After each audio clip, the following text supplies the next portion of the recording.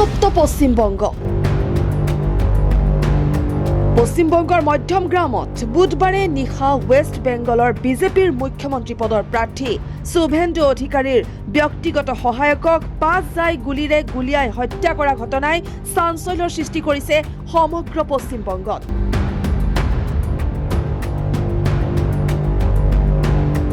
শূন্য দূৰত্বৰ পৰা গুলিয়াই হত্যা কৰা হ'ল চন্দ্ৰনাথক। জানিব পৰা মতে চন্দ্ৰনাথ ৰথ বায়ুসেনাৰ এজন প্ৰাক্তন কৰ্মী আছিল।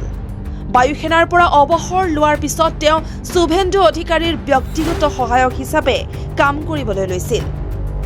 শুভেন্দু অধিকাৰীৰ দীৰ্ঘদিনীয়া সংগী তথা পূব মেদিনীপুৰৰ চণ্ডীপুৰৰ বাসিন্দা চন্দ্ৰনাথ ৰথ বুধবাৰেও দিনটো শুভেন্দু অধিকাৰীৰ লগতেই আছিল।